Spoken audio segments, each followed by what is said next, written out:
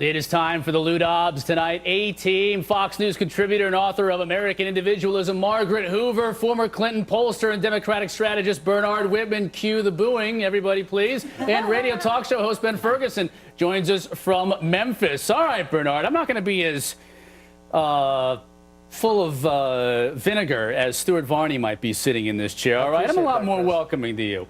Let's start with the president's job approval rating, hitting an all-time low in a Gallup poll yesterday, equaling an all-time low. What could he possibly say, Bernard, next week that could not only energize his base, who he's losing, but could also make the right say, you know what, that idea might actually work? Well, I think he needs to take his case straight to the American people, which is why the bus tour made sense. But frankly, I would have elongated that bus tour. He needs to get out of Washington. He needs to stay out of Washington. And he needs to lay out a clear vision to the American people of what the new economy looks like and how we're going to get there. I think he's got several proposals that Republicans and Democrats and independents across the country, if not in Congress, can support. Number one, let's get these free trade agreements passed. Number two, let's take a payroll tax holiday and extend that for employees and add it also for employers. Let's streamline the patent approval process. That's cutting regulation, cutting taxes, and we've got to make the case to invest in this infrastructure job bank. We've got unemployment 50% higher among construction workers. With all the devastation in the whole East Quarter, construction workers could use jobs there. And every $1 billion invested in construction can generate 30,000 jobs. You put $500 billion in there, that is 15 million jobs in construction industry. Even if you agreed, but even, Margaret, I'm going to get to you in a second here, Ben. Margaret, even if you agreed with that, right? The Republicans would say it's not nearly enough, or that's not going to make nearly a big enough difference. Well, what the Republicans are going to say, look, the onus is on Barack Obama to prove that he can have an economy that is growing again, he can get employment down, he can create certainty in the markets. At the end of the day, it almost doesn't matter what Barack Obama says next week. We need to see results, and the American people need to see results. Barack Obama has had a speech and a set of talking points for the entire 3 years of the course of his presidency, but what hasn't happened, unemployment has gone up, the economy's gotten worse, jobs are uncertain, money's on the sidelines. None of what he's saying matters. At the end of the day, people need to see results at this point. Well, Ben, a big part of that is confidence, and nobody has any confidence right now. If the president could instill some confidence, I think that would be a jolt to the economy more than any financial stimulus, $800 billion, whatever the case may be, would end up being. Confidence that he's... Well, look, he's got to have confidence that people actually know that he's going to stay out of it and stop trying to make government create jobs and let the private sector do it. First of all, he's got to start letting companies bring money that they make overseas back to this country. Now, he says, well, we don't know how they're going to spend that money. I don't care. Bringing $1 trillion back to America is bringing $1 trillion back to this country. But look at what he did today when he got his new member of his economic team. This is a guy that's in favor of higher taxes. That's what the president keeps trying to say is, well, we're going to have to raise taxes in some form. I'm not sure the president honestly knows how to fix the economy. He thinks the government's the only way it can do it. I would say, Mr. President, get out of Washington, get out of Main Street, get out of the private sector. Let us do what we do well, and that's hire people, create jobs, and give us some tax breaks instead of letting us have this X factor of uncertainty, because what he has done has not worked, and I think most economists agree with that. And I don't think another stimulus, another government idea is going to fix this with new roads, as he was talking about 2 weeks ago. Building new roads, we're not in the 1930s any longer. All right, some of those roads were built in the 1930s, Ben. All right, let's move on to the right. Michelle Bachmann, we're moving on, telling supporters that hurricanes and earthquakes are the result of God punishing D.C. Ben, what do you think about that? Is that going to turn off voters or turn them on? You know, there's a lot of these candidates that we've seen have tried to get the evangelical vote.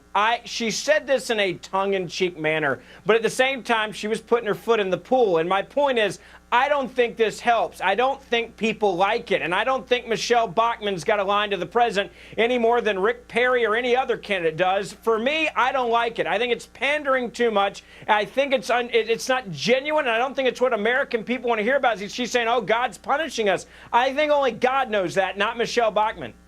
Bernard? I think actually it's a calling Dr. Freud moment, because this is exactly what Michelle Bachmann believes. Michelle Bachmann and Rick Perry both have a Messiah complex. They both think that they're brought here by the Lord to become president of the United States. And I will tell you, it is a huge turnoff. It may gin up the religious right, but as more people understand who Michelle Bachmann is and what she believes and understand her right-wing religiosity and ideology, that is going to turn people off because people do not want to see religion. I want to get Margaret in here. Margaret, I got like 15 seconds. The only thing I would say is, you're right, she may have Messiah complex. What people don't remember is that when she was running for Congress, she also said that God was calling her to run in Congress to go to Washington to do the people's business. She does have a history of doing this, and you're right, doesn't appeal. Americans generally wear their faith, keep their faith very privately. They don't wear it on their shirt sleeves, and so it won't appeal to the broad public, and it won't appeal to. It's got to be the center that's going to win this election one way or another. All right, more with the A-team coming up. Plus, one of our favorite angry liberals, Al Gore, not Bernard Whitman, with his global warming skeptics taking it to an alarming level. The former VP's controversial comments next. But first, let's see what Stuart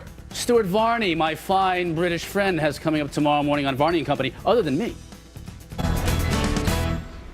We have to win the conversation on climate. In some quarters, it has become almost politically incorrect to use the word. It's very polarizing. Yeah. The difference is you could say, don't talk like that. I think there's two things. One, there's the courage to speak up and say, this matters to me, and here's my point of view. And if someone tells you that there's a lag of 800 years, here's the heat record and the carbon record. That's why it's a little bit different, I think, than racism. Yeah, but I think it's the same where the moral component is concerned. Correct. And where the facts are concerned, I think it's important to get that out there, absolutely.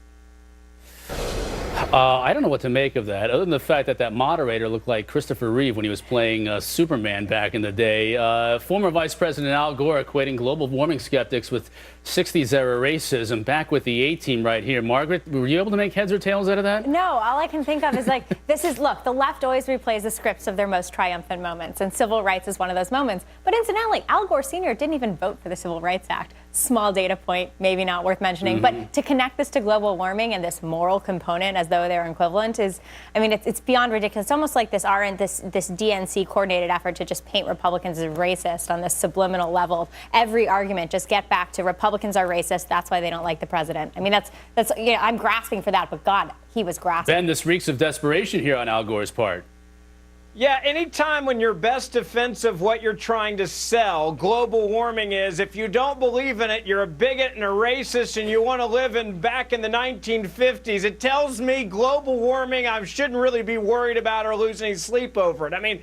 Al Gore's a guy, by the way, that has made millions of dollars off the theory of global warming. People got to remember that. From his carbon credits to his books to his movies, he's on book tour 24 hours a day with this, making money from it. And if you don't believe it, you're racist. So I guess tonight I'm a racist. I'm actually okay with it. Bernard, this is going to be an inconvenient truth for you to defend this. No, Go ahead. I think it was a huge mistake. The truth is that global warming and the acceptance of it are mainstream positions.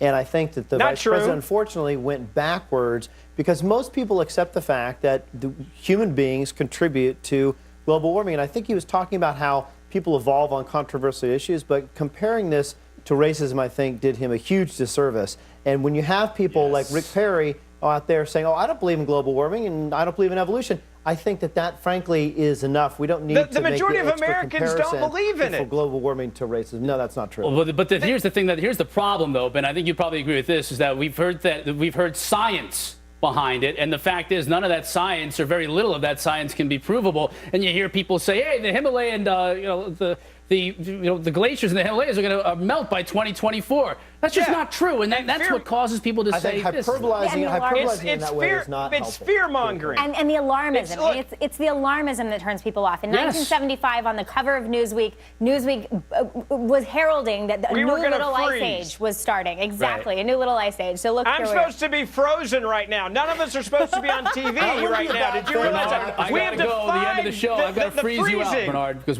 now we got the end of the show. Margaret, Bernard, Ron, thank you so much. Always good seeing you guys. All right, that's it for Lou Dobbs tonight. Coming up tomorrow, it's still all about jobs. The president's still promising a plan as the Republicans unveil their ideas for growth and prosperity. Whose ideas will spur growth and get this country moving again? Tomorrow, we're going to have the answers at 7 o'clock Eastern Time.